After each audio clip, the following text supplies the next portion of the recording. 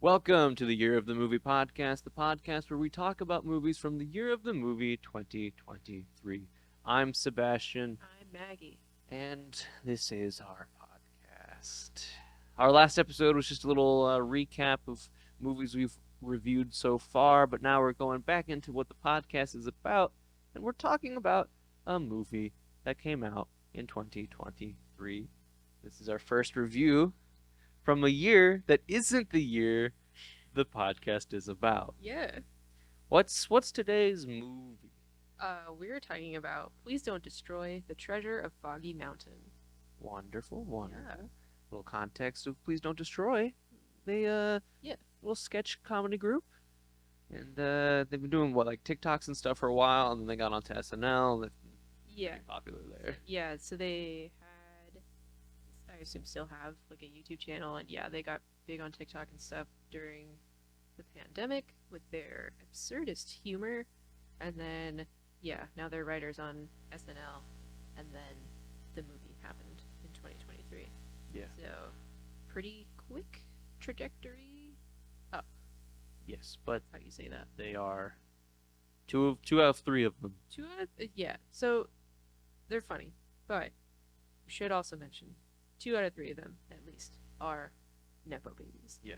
Um, a very specific comedy type of nepo baby. Yes. But one of them, his dad is a writer who has been on SNL a lot. He was also like the host voice of one of the late night shows. I think it was Kimmel No. Um, or an intro. he is Fallon's sidekick. Fallon. Yes.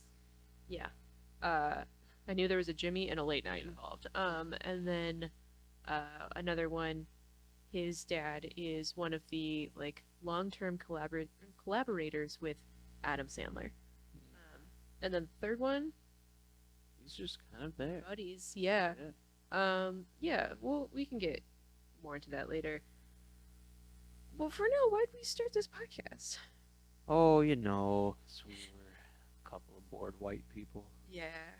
What else are we going to talk about? Seriously. Sports? Ah. No, we started this podcast because 2023 was a weird year for movies, Mhm. both in terms of what came out and just also what happened behind the scenes. There were the big strikes that happened Mhm. and got resolved. Um, Big moments of movie history like Barbenheimer and whatnot. And so we just thought, you know, Let's talk about it. hundreds of movies come out within a year. That gives us years of content. So We're there, committed there to we this. go. Yeah. Yeah. So, the synopsis of The Treasure of Foggy Mountain is 3 deadbeat coworkers fend off hairless bears, desperate park rangers, and a hypocritical cult leader while searching for a priceless treasure. What were your first impressions when you heard about this movie? And we've kind of talked already about it, but how familiar are you with Please Don't Destroy? Yeah, I was definitely excited. Mhm. I think. I don't know. No, like I was definitely looking forward to it because I enjoy their sketches on SNL. The one that they had with Rami Malek That was their first one. on SNL was really solid. Mhm. And then it was like a year after they started SNL, it was announced they were making a movie, and it was just like, oh wow, that's okay. Yeah. I'm definitely familiar with them. I watch their stuff on SNL probably more than I watch any other parts of SNL. Mhm. They sort of seemed like the new Lonely Island um, for SNL. That's definitely how people are talking about them. Yeah, I think right now I probably still prefer Lonely Island, Mhm. but these guys are still pretty new. So Yeah. Yeah. I'd say pretty much the same. I was definitely interested in this movie. Um, like the nepotism stuff aside, just like seeing people around our age also doing comedy and doing it well, yeah, then I'm just kind of like, oh, good for them. Like that's wild. Um, so it's impressive that this got made. So I was interested in seeing it. I not really watching TikToks anymore, but I definitely saw a bunch of their sketches when I was on it. Um, yeah, liked them. Thought they were funny. Thought they were doing something slightly different, especially on TikTok. Of like, ooh. Yeah, that was a big neck pop. I Yeah, wonder if that got picked up by yeah. the microphone. Um, I, yeah, especially on TikTok, I thought they were doing something different than the typical sketches that are on there. So they stood out on that platform for sure. It makes sense that they got picked up by SNL. Yeah. All the reasons we've already talked about. Yeah. Well, we always talk about the trailer Mhm. on this show. Why do we do that? So, to give you an idea of the movie, if you haven't watched it already, you maybe think that the trailer sounds interesting and you want to give it a watch before listening to this episode. Great. We also can't legally show you the trailer, so we're just going to describe it to you. Um, Yeah. and it's interesting to me to see how a movie markets itself and how it's different from what the actual movie is. This one, this is the recap of the official trailer. Um, it's about 3 minutes long, which most of the time, if I see a trailer that's 2.5 minutes, I'm like, oof, this is going to be a long recap. Yep. So so, sit back and relax. yeah. We tell you what happened in the Yeah. trailer. It's also dialogue heavy, which adds to the length. Okay, so, Oh, I guess we should say Conan O'Brien's in the movie. yeah. So Conan O'Brien yells, where the hell, or what the hell were you doing? You're 3 hours late. At a group of three guys. One of them, Ben, says, Dad, you don't understand. The car was busted, so we had to shred. And we see clips of the guy's car not starting and them roller skating down a street, very happy the entire time. Ben's dad says, Why are your lips red? Were you eating a snow cone? Ben says, That's a really good guess, before showing another clip of the guys roller skating out of a store. The kids outside of the store stop them and say, What kind of adults rollerblade? And the guys look confused, holding their snow cones. Back to Conan yelling, saying the police are here and they're saying you bought alcohol for minors before showing the kids from earlier opening beer cans. One of the other guys, Martin, says, In Europe, the drinking age is like 10, and his friend, John, adds, They could have been European. Conan asks, What made you think they were European? And Martin responds, They had a certain je ne sais quoi. And Ben adds, I think one of them was eating pain au chocolat. The Peacock and Universal logos come up full screen as a dramatic version of Crank That by Soulja Boy kicks in. John tells his friends, Guys, everyone thinks we're losers, but that's about to change. There's another full screen from the producer of The 40-Year-Old Virgin before John continues, I know where the treasure of Foggy Mountain is, holding up a compass to a map. Ben asks from when we were kids before showing a brief shot of the group much younger. Another full screen in the producers of Step Brothers before John again saying, we're looking at 100 mil. It'd be like, I mean, I know it's a lot more than this, but it'd be at least $1 million each. Martin and Ben both say significantly more before John says, What are we waiting for? Full screen this November before showing a Subaru driving to a park, the guys walking the trails, and a park ranger, Lisa, looking at them. Lisa talks to her friend Taylor, the cute guys that came in earlier. Taylor says, I didn't see nobody cute. The ginger looked like a colonial ghost, glasses looked like Tim Burton drew him, and the short one we probably wear the same bra size. And we see clips of the guys as she describes them.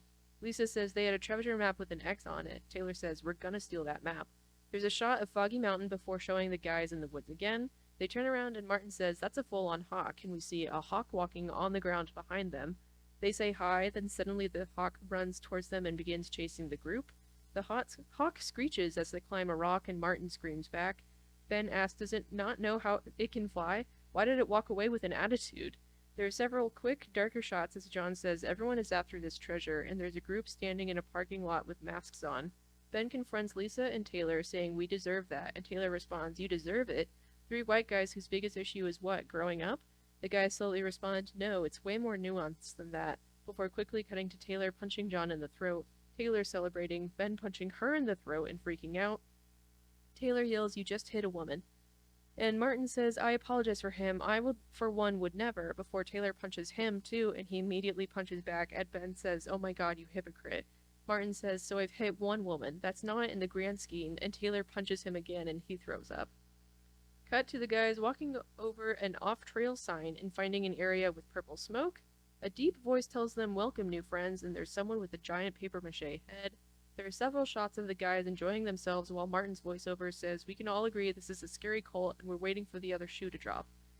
And there's a shot of someone where there's a shot of someone wearing one of the masks from earlier. Martin says we're in a docu-series and this is episode 2, and the other guys agree. There's a shot of the cult leader, Bowen Yang, a large purple bonfire, and a cheering crowd before cutting to John poking his head out of a tent saying, "Insane night," and then seeing Martin Ben tied up in sleeping bags with mouth gags. He looks down, then asks, "Guys, why are we tied up?" Another quick cut to night. We see all 3 guys in wingsuits, and Ben says, "I'd rather die than live without you boys." Before they all jump off the cliff and fly over the forest, the hawk flies with them. Cut again to Bowen Yang and other purple cult members standing in a line. Conan puts his fists up next to his employees, and the 2 groups charge towards each other. There's hectic shots of the guys yelling at each other, a different attempt to fly with the wingsuit, the hawk screeching, John and Lisa about to kiss, and the guys around a bonfire together. It cuts to the group in a dark room, Martin saying, "Guys, look," and Ben says, "That's the treasure door." We see the guys at the door open the door into darkness before a creature comes out screeching at them. They scream and close the door. They continue to scream after the door is closed, and John says, "Forget the money, it's not worth it," before the full screen reading, "Please don't destroy the treasure of Foggy Mountain." There's a lot in there. Yep. Yeah, it's a long trailer. Yeah. Dialogue heavy. Yeah. And it seems like they're pretty self-aware, and also it's absurdist. Yeah. Absurdist is a loose absurdist in this to Yes. me. It feels more goofist. A goofist? Yes. A lot of it is just like they're being goofy to be goofy, and it's less absurd. Bottoms is absurdist. I use absurdist in this because a bunch of other descriptions were calling them absurdists. I don't think it's that off the wall. I think it's guys being dudes. Yeah. It's like it's the kind of funny where it's not following necessarily the rules of comedy, and it's more just like if you're joking around with your friends and weird jokes happen, Yeah. then they made a movie with that. And that's probably why I still prefer Lonely Island, because Lonely Island is absurdist. Mhm. Hot Rod is Mhm. an absurdist movie. Yeah. And this one is more of just like a hanging out, Yeah. being goofy. Yeah. I do like a lot of comedy trailers. They show like the highlight comedy bits, and then when you watch it, those are the funny bits in the movie. Mhm. These bits in the movie are still funny, but there are at least a lot of other funny bits in the movie, so Yeah. that's good. I do feel like a lot of this is just kind of like a little like seasoning of the funniest moments, but the other Yeah. context does add to it. Yeah. I think that the scene with Conan is one of the stronger scenes. So it makes sense that a lot of the trailer is taken up by that. And also, if you have Conan in your movie, you're gonna show that. Yeah, he doesn't yeah. really do much acting, so Yeah. When I was looking at like quotes from the movie or whatever on IMDb, then that whole exchange of like you're 3 hours late and then saying they had a certain je ne sais quoi yeah. was all in there. And then it's been a little while since we've watched the movie, since I was making this, and then reading that I was like, oh yeah, that was funny actually. Yeah. So yeah, there's a lot there. Shall we talk about the Let's cast? talk about the cast. So the 3 main Please Don't Destroy guys: Martin Hurley, Early. man, John Higgins, Ben Marshall. They play Martin, John, Ben, respectively. Yes. Respectfully, Respectively. respectively. They do play. I them mean, they're very respectfully. respectful, and they're respected, but it's probably respectively. Conan O'Brien, Conan O'Brien. I can't talk, man, Yeah. so I'll just leave it to you. Conan O'Brien. Oh, that's how you pronounce it. Yeah. He plays Farley, who is Ben's dad. Yep. Bowen Yang plays Deech Nordwind. Megan Steltler as Lisa. Ex Mayo as Taylor. Nicole Sakura as Amy. Gatton Matarazzo as Gatton Matarazzo. And John Goodman as the narrator. Yeah. Are you confused by that cast? It's Don't worry. a weird one. So, probably spoiler-ish. Yeah, Yeah. let's just dive into those spoilers. Yeah. You see full on penis. Let's get that out of the way right now. That was that not your priority? Was that not what you wanted to? Because that's what I remember about this movie. Yeah. Can't stop thinking about. No, please continue. You see full on. All right, so that we'll see you next. Yeah. um, yeah, it's a pretty basic plot, but not in a bad way. It's just like pretty straightforward. I feel like if you have, um, like a buddy comedy movie like this, it's gonna be a pretty simple premise of like we gotta do stuff during this one night, Yeah. or I need my stepdad to respect me, or other ones that we've seen, stepbrother, Yep. you know, Hmm. you get it. Yeah. So this one is just they're growing up, they're becoming adults, they're trying to hold on to that same level of friendship through life changes, or at least John is. Um, Martin is dating a very religious girl, and he is going along with it, and he becomes adult baptized. Um, then Ben is trying his darndest to take over the bit. So all three of them work at Trout Plus, It's a Bass Pro Shop. Bass Pro Shop that Conan O'Brien, his dad, runs. So Ben is trying to like prove himself so that he seems worthy to take over the business from his dad. He's not super great at that, but basically 2 out of 3 of them have different priorities outside of this friendship now. And then John is like trying to hold on to that. He sees a TikTok that talks about the treasure of Foggy Mountain, and then he's like, "Oh wait, I remember that compass that we found in the river as children. Turns out it's the clue to this treasure." So then they go and try and find it. Hijinks ensue. There's a cult. Yeah, standard buddy comedy plot with 3 guys to me. That's kind of it made me think of The Night Before, which we have talked about. Um, where pretty much the same thing of 2 out of 3 of them have different priorities, and one of them is Yeah. holding on to it. Basic premise, but it works. Yeah. You just want to be friends. I know also we haven't watched it yet, but at least one person and then a bunch of reviews online told us to also watch Without a Paddle, Yeah. which has a similar premise to this, which I do want to watch at some point. Just haven't yet. Is it Seth Green, I think? Yeah, Maybe Dax Shepard. sure. And then another guy The third one. who I always feel like looks like Edward Norton, but isn't Edward Norton. Eddie Norton. So feels pretty typically early 2000s. Yeah, like we've talked about, Lonely Island and Seth Rogen, and I mean the trailer mentions Step Brothers and 40-Year-Old Virgin. It definitely has that same vibe of like we're trying to bring it back the early 2000s comedy. Yeah. I was like pre-cringing the entire time because I was waiting for someone to say a gross joke about a woman, Yeah. about her body, something. And this one doesn't do that. No, it's pretty modern. Yeah, which I was pleasantly surprised by. Like you said earlier, Amy is Martin's girlfriend. She's religious. The movie does and doesn't make fun of it. It never like questions her beliefs. It's more just like, what are you doing, Martin?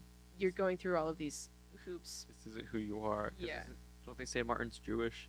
Yeah, Yeah. I think they do. Yeah. Yeah. Or at least he doesn't believe in the Christian. in Christianity, but he's like going through these steps because he's like, well, I'm with this person and this is something that's important to her, so I'm gonna do it too because that's what you do when you're grown up. And then yeah, she wants to buy a house together, and he's like, they're looking at the houses on Zillow or something, and he's like, yeah, for sure.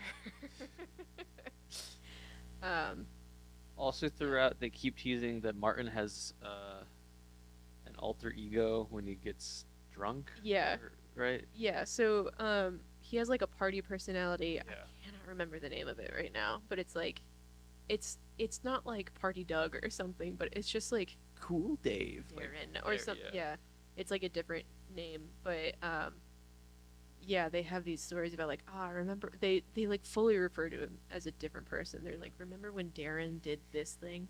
Um, yeah, if he drinks something at a party, then he slicks back his hair and he puts on these sunglasses and It's just this really cool, he tough rips off guy. yeah the sleeves of whatever shirt he's wearing and now he's in a tank top and he just like well yeah he becomes a really macho dude and that's like a side of himself that he hasn't shown to Amy and then when it does come out then she's cool with it. Yeah, she likes it. Yeah. John and Lisa's relationship is fun. They like each other. It's pretty quickly established that like it isn't like a shoehorned romance. They have a lot in common. Um, and yeah, she's like trying to, or she's Taylor tells her that like you should distract him or like you should get on his good side so we could steal the map, and then she's just like genuinely talking to him, and Yeah. they riff off of each other and whatever. Yeah. Um, there's a lot of goofy jokes that have some sort of payoff. Who would have thought? It's wild. Yeah. For example, they keep talking about like how rich the Stranger Things kids are. Like Conan O'Brien keeps talking about them to Ben. He's like he's disappointed in his son. For not being a Stranger Kids. Yeah, and he was Stranger like, Things kid. he's like, look at those Stranger Things kids. Look at the look what they've done with their lives. Yeah. I wish. Why can't you be like that or something like that? And then they get the treasure, spoilers, and then they're gonna sell it to this bidder because it's a bust of Marie Antoinette. And they're like, yeah, we have a buyer who's coming in, and then you find out that the buyer is Gavin Matarazzo, and he's playing a version of himself, and it's very goofy. Yeah. He also dies.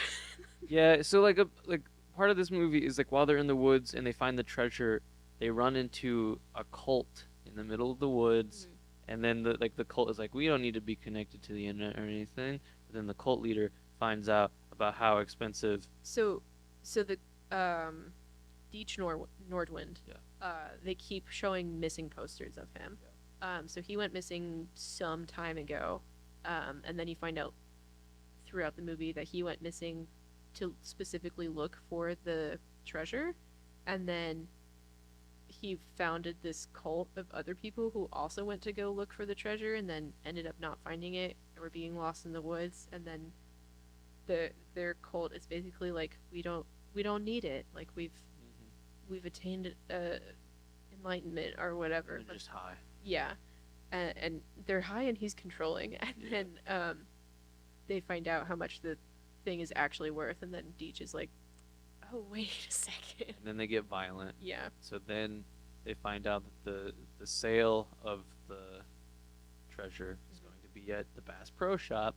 So they raid the Bass Pro Shop, and then there's about to be this whole fight, and then Gadden from Stranger Things is like, "Hey guys, let's not fight. If I've learned anything in my brief time," and then someone throws a spear and kills him, and they just just dies. canonically dies in this movie.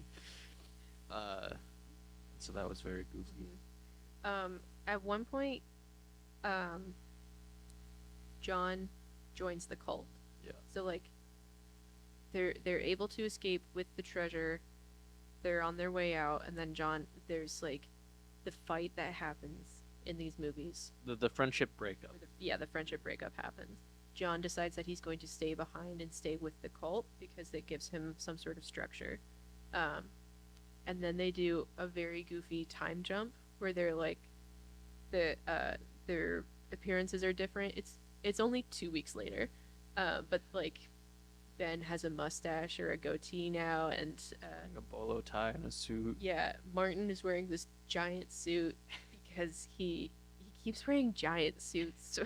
So whenever anything for the church happens, he's like, I needed to borrow a tux. So it's just a It's like a zoot suit, basically. basically, um, and then so they're sitting at a diner like waiting or going over paperwork for the sale of the thing, and then John shows up with the cult members to get supplies But with those big masks. they're all wearing the weird bald mask things. And Yeah, I so don't think we described them earlier. yeah, the masks like they change their like they look realistic, like Yeah. they're realistic person masks, that like you would wear for makeup and like doing like a weird monster type of thing. Yeah.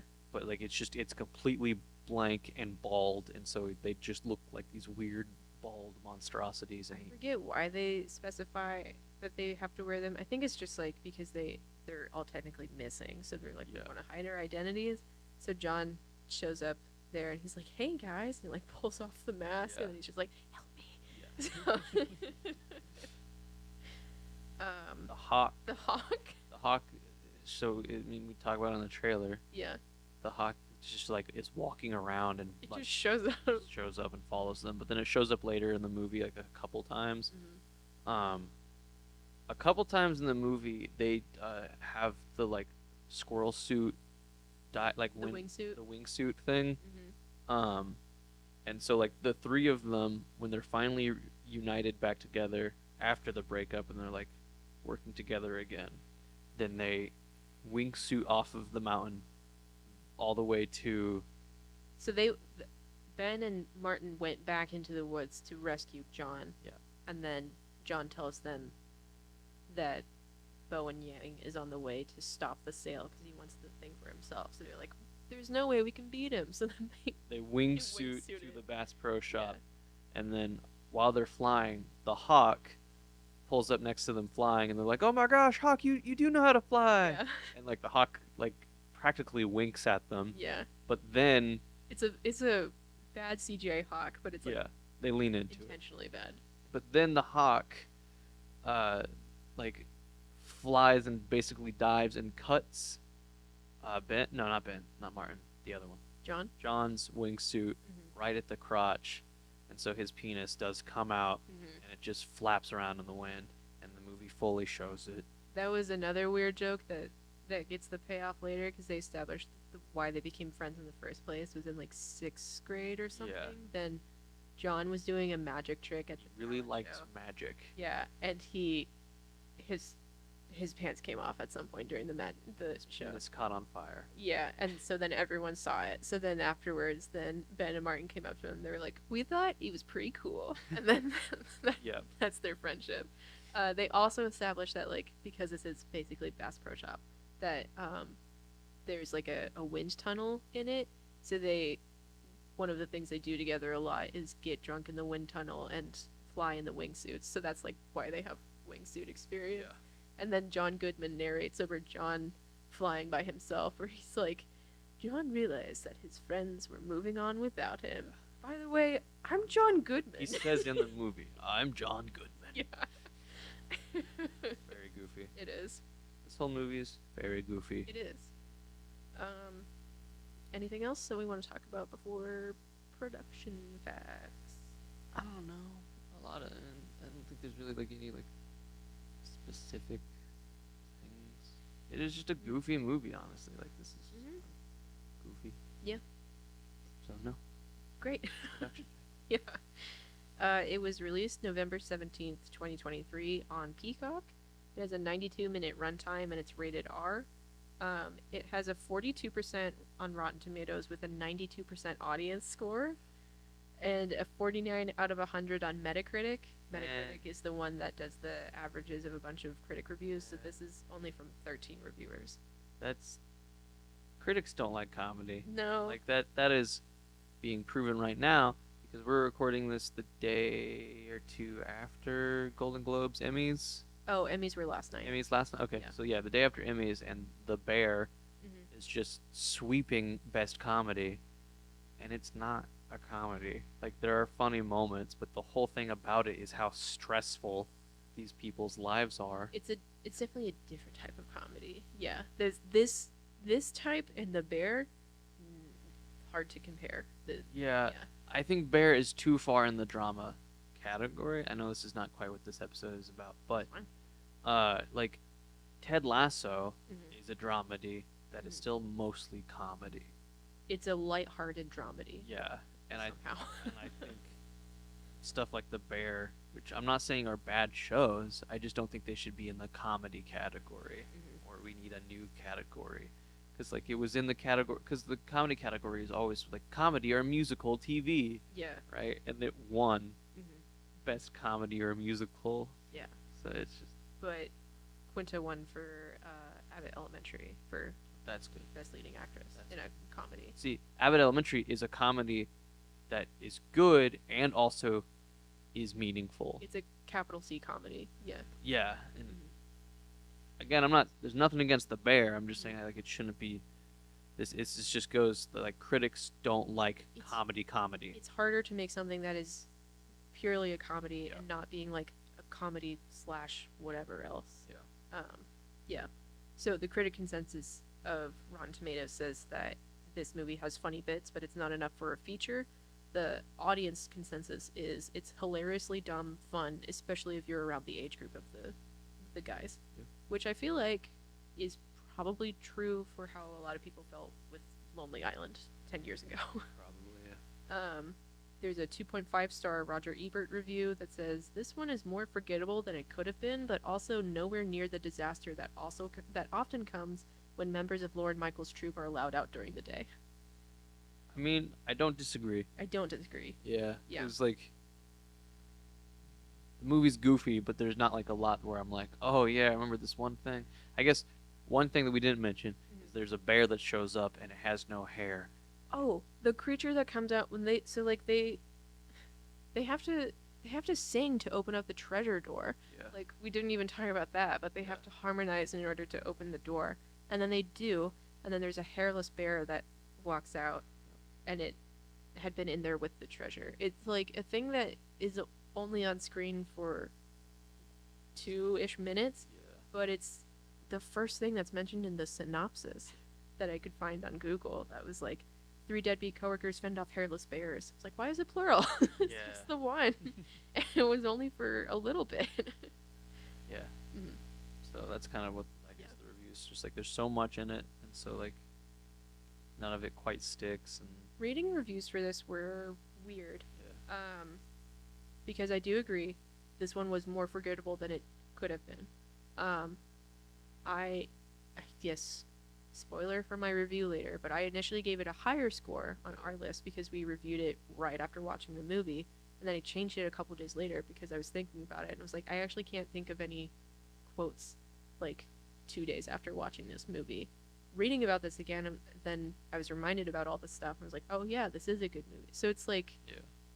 now I feel like I should give it a higher score, but that's just because I've read about it I recently. mean, this it might be like one like you need to watch it again for you to be like, oh, this is good. Because I know like the first time I watched Hot Rod, I was in high school, Mhm. and I was like, I don't like this movie. And then I watched it again in college. It's like, oh no, this is a This fantastic is a good movie. Yeah. So maybe it is just like it's too fresh. Like we need. It's one that like you have to go back and. I do think it's rewatchable. Oh, it's definitely rewatchable. Yeah, Mhm. just for it to be like a favorite or like a great Mm-hmm. movie, I think maybe it does need a rewatch. Yeah. After not watching it for a bit. Yeah. I also read a 1-star review from The Guardian that the reviewer, um, Can't stand the Guardian. the sometimes good movie reviews are always weird from it, but yeah, she said in it that like basically was like half watching the movie, half on her phone because she like couldn't pay attention to it. She was just saying like she likes their sketches, but this movie wasn't holding her attention enough through it. And I don't feel like I felt that. I didn't feel that, but also that is just like admitting to the world that you haven't Didn't watch the that movie. you didn't watch the movie and still wrote a review about it. Yeah. Like I understand that some movies are a drag to get through. We watched Inside. But like you still have to watch it. If Yeah. you're watching a movie, watch it. Yeah. Don't get on your phone. Like Mm-hmm. that's okay. So it's not that forgettable for Yeah. that lowbrow or whatever. I don't know. It's it's more redeeming than like a 1-star review. Yeah. So this movie was just a streamer. So how would we know? Was So it successful? so I can't find any numbers on its budget. It did technically make money at the box office I would guess 10 to 20 million. for budget. Yeah. Yeah. Yeah. Sure. Yeah. Why not? um, but so it was a streamer, but it earned $14,573 from a release in the UK. And then I tried to look up any other information, but like, hey, why did it show in theaters in the UK? And then Yeah. it just showed me that Guardian article. So I couldn't find anything else. I guess also they're gonna be on tour in the UK soon. So it's just like, you're looking for Please Don't Destroy in the UK? Here are their dates. It's like, Maybe no. that's why. Yeah. Just like they are trying to build the UK audience and they Yeah. need something to introduce. So it earned $14,000. Good for them. It's more than we've earned. Yeah. So a brief production timeline. Um, the script is already in development for this timeline, and then 2021, they're hired by SNL as writers, and then they kind of assign themselves, according to them in their interviews, they assigned themselves the pre-recorded packages. They were hired as the writers, and then they wanted to do the packages thing, and then just did it with Rami Malek said yes, so then they did that first one. Yeah. So then they were just kind of like, we're gonna see who says yes to this, and then hopefully this becomes our job, and then it did. Yeah. They also got hired at SNL after Lorne Michaels came and saw one of their shows, and then he talked to them afterwards, and he was like, "We'll see you guys soon," and they were like, "Okay, like we'll be in touch with Lorne Michaels," and then no, that was him hiring them, um, which sounds terrifying. Yeah. That's how he does it. Yeah. It's ridiculous. Yeah. July 2022, Universal Pictures announced it had distribution rights from a then untitled Please Don't Destroy project produced by Apatow Productions. Judd Apatow is a producer on this. Yeah. And then mid-July 2022, filming began in North Carolina and lasted about 7 weeks. Most of the filming was at various state parks, and then the Trout Plus interior shots were shot at a former Dick's Sporting Goods. Makes sense. May 2023, Universal announces the film will release as a Peacock exclusive on the November 17th. This was after an initial plan for a theatrical release on August 18th. So I'm not sure why there was a switch to streaming exclusive, besides just they might not have had faith in the movie. Yeah, I don't know if it would have. I don't think it's a theater movie in 2023. Like 2002, sure, but just with how many streamers there are and just how expensive getting Yeah. movies out are, like it's just I don't think it would have done well No, with yeah. the level of quality the movie is. Yeah, I found a Deadline article that was just talking about it is moving and not really giving a reason why. There was a comment on that article from Sounds to Have Been Destroyed, which is goofy. But someone said, "This sucks. I was looking forward to a studio comedy getting a theatrical release, and aside from the Jennifer Lawrence movie and Strays, this one seemed best poised to actually make some noise and put those types of movies back on the map. With studios finally coming to their senses about the financial suicide of going straight to streaming and going back to prioritizing theatrical, they must have zero faith in this one."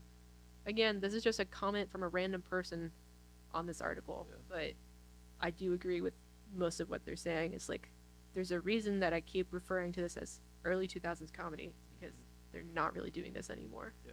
Judd Apatow is making these productions and like trying to mentor young comedians, but there hasn't really been a new group like Lonely Island, basically. I don't know. Comedy is just not supported the way I feel it may have used to be Mm-hmm. in our society. We do live in a And society. do you know who I blame? Who do you blame? The snowflakes. I blame the snowflakes. Snowflakes, do you hear me? I blame you. Sincerely, Bill Burr. Dumb.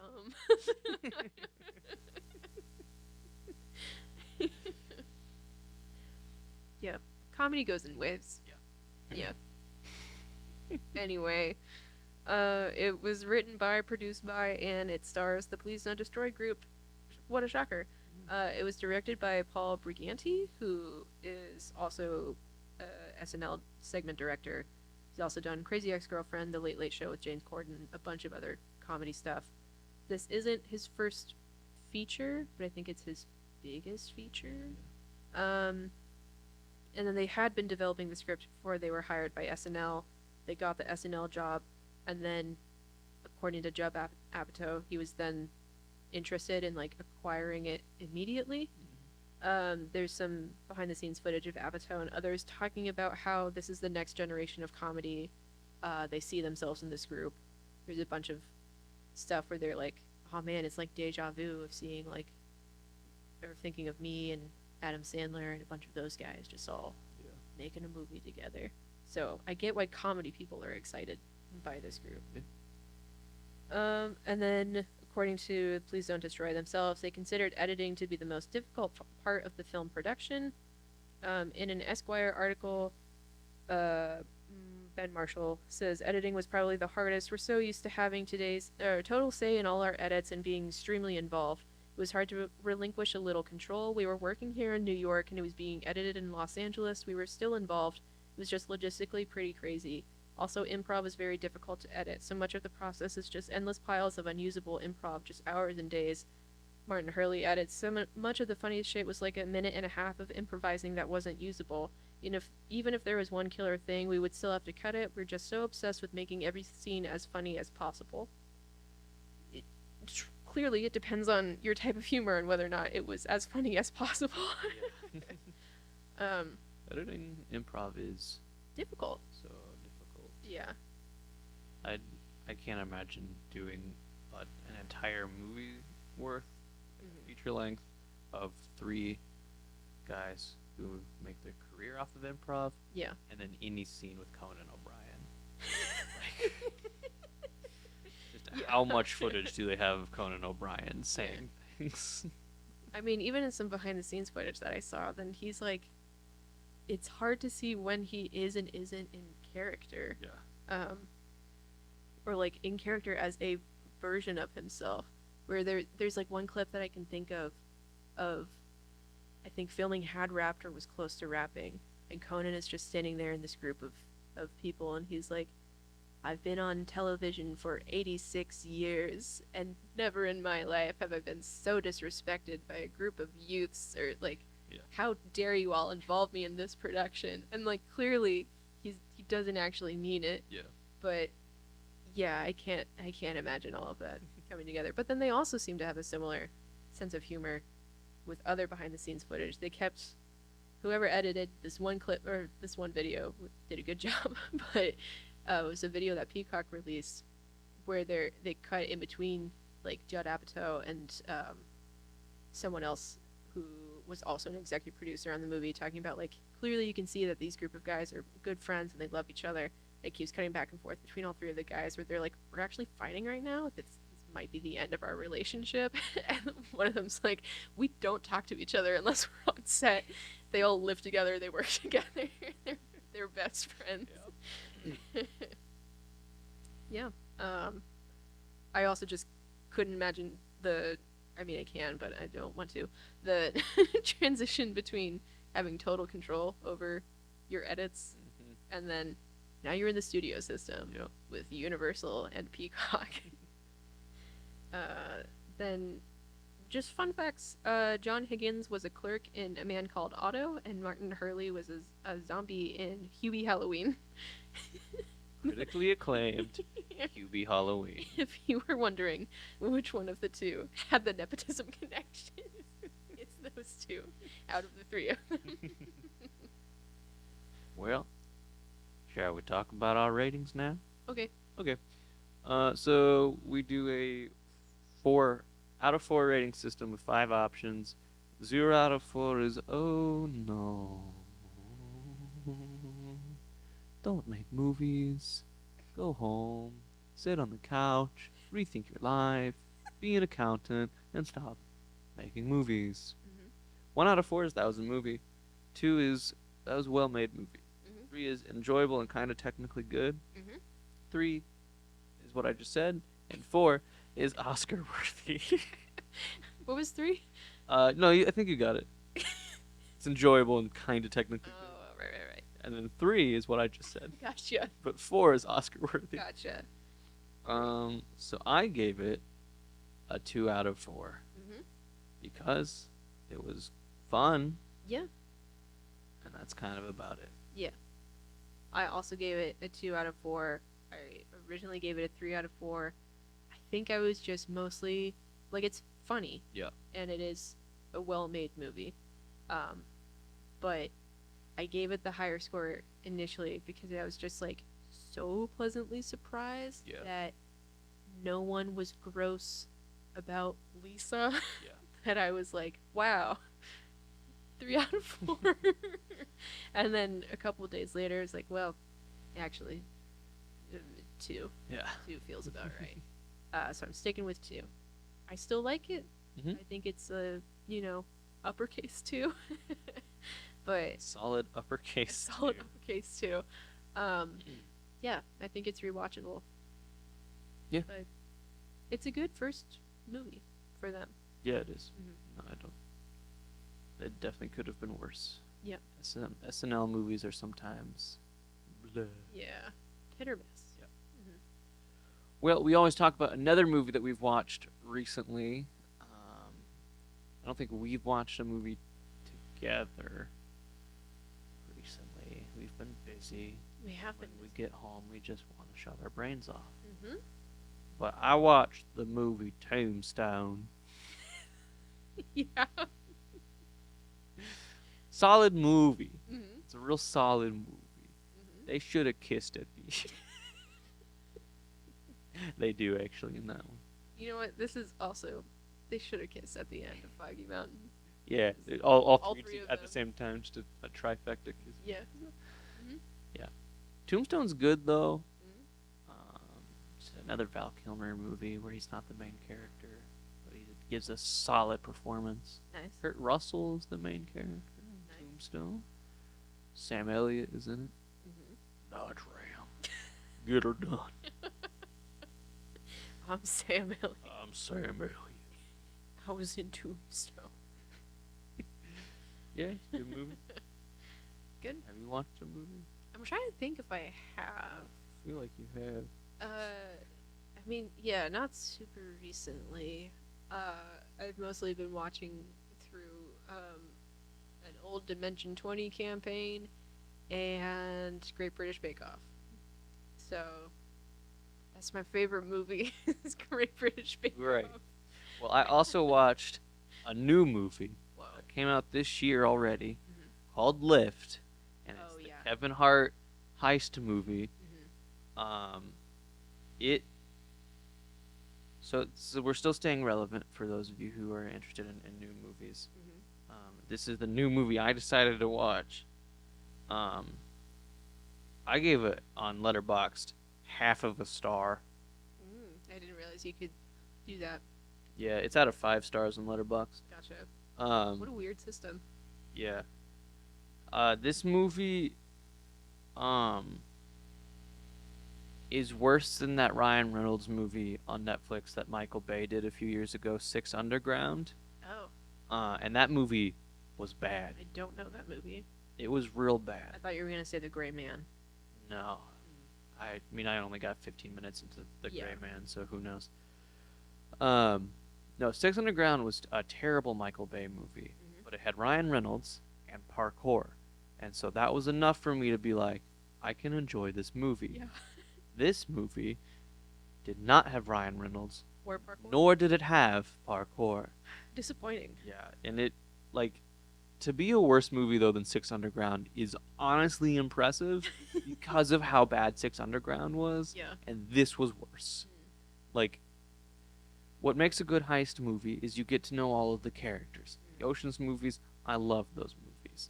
You get to know all the characters, they all have their own personality. These characters did not.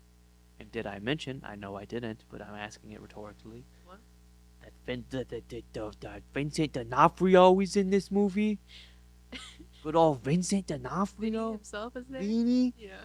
Yeah, he's in this movie, and you have Vincent D'Onofrio, and it's just like he's there. He's just kind of like he's just Yeah. there. Like I feel like he's a good actor. He always Yeah. gives solid performances, and in this one, he's just there. Like Yeah. I I know Vincent D'Onofrio is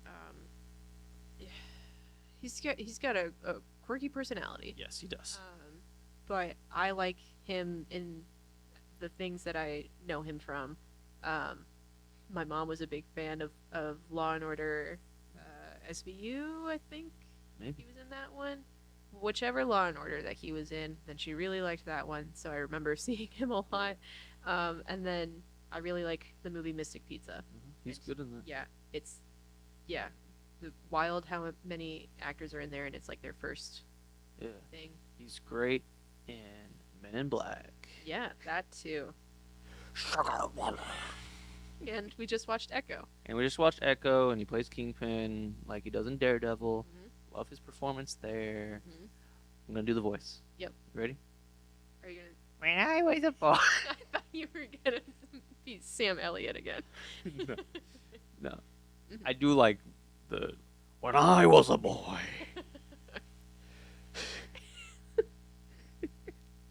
And then he gets really loud. I don't think my impression is great, but I don't think it's bad. Uh-huh. Because he does the when I was a boy. Yeah. He tells a story, and then he gets really loud about something. He comes back. Yep. So, anyways, that's our episode. Hope you guys enjoyed this one. Hope you like Vincent D'Onofrio. We're gonna pivot to being a Vincent D'Onofrio podcast. Please support us on Patreon, Vincent is here. and if you don't, follow us on Instagram. It's a little bit Nixon-y. Yeah, it's in that territory for sure. Nah, but for real, please support us on Patreon if you like this. Mhm. It really helps us out. Mhm. Follow us on Instagram, leave reviews, subscribe to all of the things wherever you listen to us, wherever you watch us. Ring that bell. As you're leaving Arby's. As you're leaving that Arby's, ring the bell. They'll say thank you, and you'll say you're welcome. Yeah, all that, and also our trailer for our movie Hello, My Name is Friendman is out. Mhm. If you haven't watched that, Go check it out. please do. It's probably been out for like a month now at this point. Mhm. Yep. And if you have a movie you want us to watch next, let us know, and we probably will. But no one has, so Be the first. be the first. Okay, see you next week.